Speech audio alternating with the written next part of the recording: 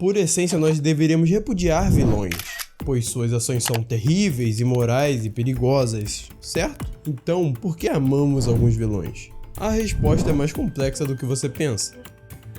Este é um assaltante, misógino, manipulador, enérgico, imprevisível, excêntrico, caótico, com ilusões de grandeza e extremamente perigoso. Como o público poderia gostar dele? Super tranquilo. Bom, vilões não necessariamente estão se opondo aos protagonistas a todo momento. Dessa forma, Berlim, assim como o grupo de assaltantes à Casa da Moeda da Espanha, estão representando a nossa visão dentro da história. Eles são nossos protagonistas, mas não são heróis. O que destaca Berlim dos outros é o seu contraste, sua dualidade entre a imagem que ele projeta e a realidade de quem ele é.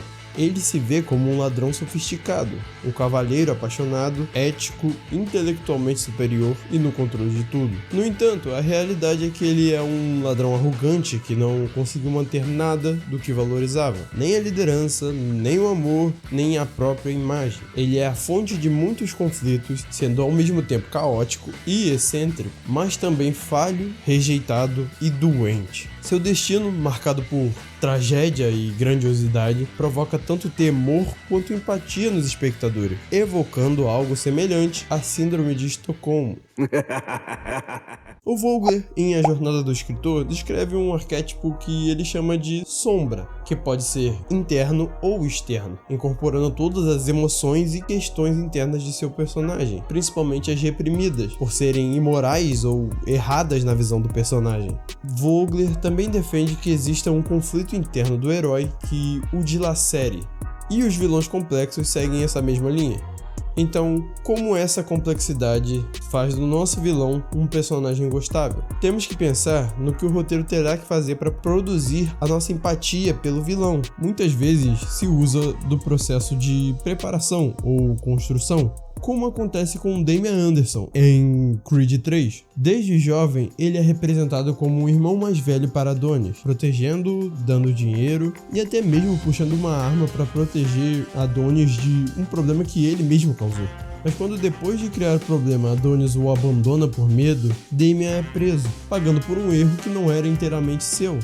Passa metade da sua vida numa cela vendo o outro viver a sua vida. A narrativa conscientemente molda Damian como um herói traído, o corajoso, o lutador, o cuidador, o herói que age, aquele que perdeu tudo. Mas quando Damian reaparece 2 décadas depois, a história toma um rumo aparentemente bom após o encontro dos dois, com vários paralelos com a história de Adonis em Creed 1, mas aos poucos vamos tendo pequenas revelações por parte de Damian. Ele pressiona Adonis manipulando suas emoções, perturbando sua família e relações sociais, até machuca um lutador que era inocente, tudo arquitetado em favor de um plano egoísta, revelando sua verdadeira natureza.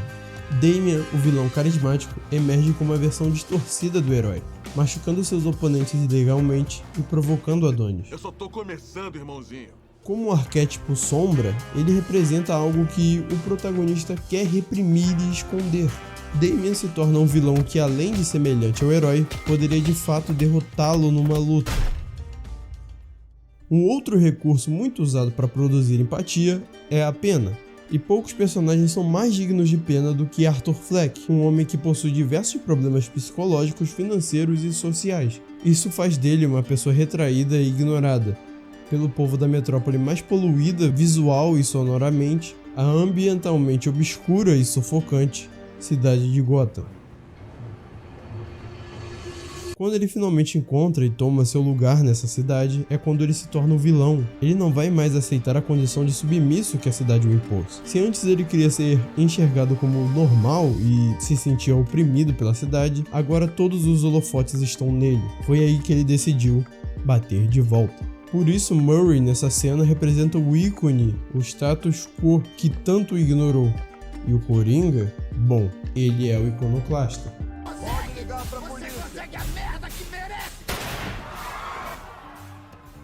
Para o professor de escrita criativa e autor Robert McKee, o verdadeiro personagem é revelado nas escolhas que um ser humano faz sob pressão. Quanto maior a pressão, maior a revelação a respeito da verdadeira natureza do personagem. Quando pressionado, Arthur vira o Coringa.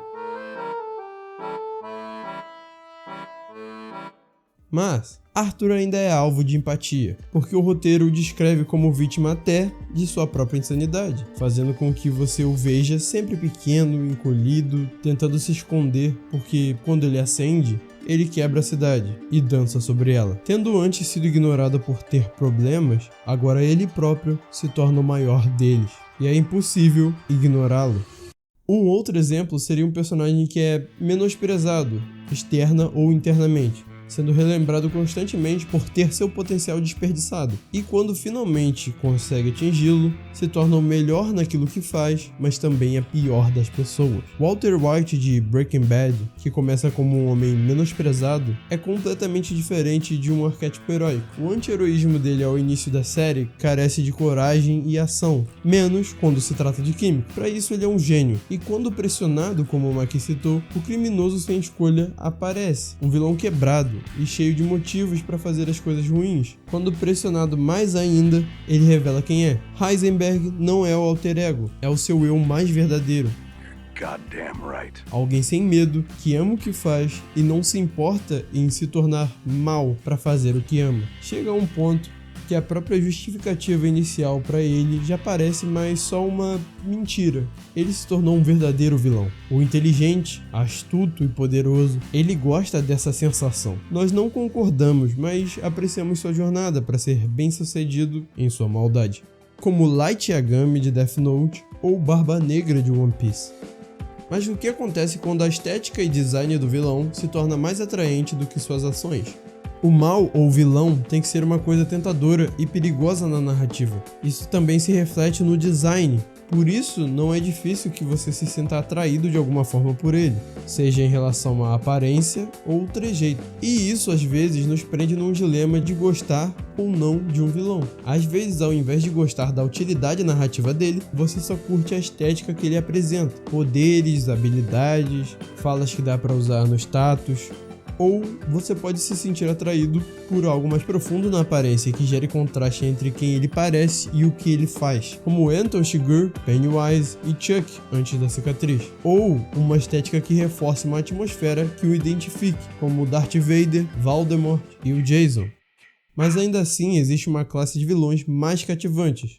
São aqueles que possuem uma união entre alguns ou todos esses atributos, que possam ser dignos de empatia, tenham uma história que justifique isso e mostre o porquê e quem ele é, mas o ponto principal é que ele tenha um bom motivo. Bons vilões cativantes têm motivações que nos fazem refletir, que gerem dúvidas de que talvez ele possa estar certo, como o vilão de Pantera Negra, Killmonger, que está tentando destronar o seu primo, com motivo de libertar da opressão os povos de origem africana ao redor do mundo, equipando-os com armas de Wakanda. Contudo, está disposto a prejudicar inocentes para atingir seu objetivo.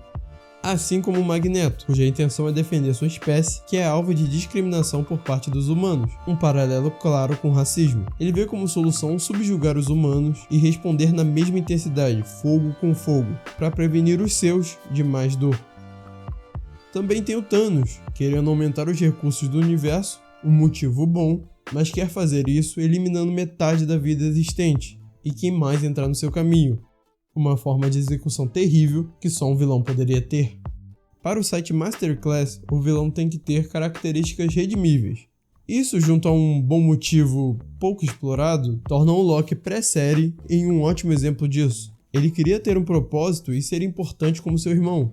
Isso é um bom motivo, um motivo humano, mas por essa inveja ele quase destruiu uma cidade, causou inúmeras mortes e posteriormente a esses acontecimentos ainda existe uma dualidade, um conflito dilacerante dentro do personagem, como descrito por Vogler. Além disso, podemos encarar o Loki como sendo um vilão que veste a máscara da sombra às vezes, mas ainda tem características que podem cativar o público. Mas afinal, e você? Como descreveria o tipo de vilão que te agrada? Aquele que te faz torcer contra os mocinhos? Como ele é? Se você quiser e puder me ajudar, o Pix está aí na tela, na descrição e no comentário fixado. E se você não quer que a Cuca te pegue daqui ou te pegue de lá, considere deixar seu like e se inscrever. Toda ajuda é uma ajuda. Obrigado.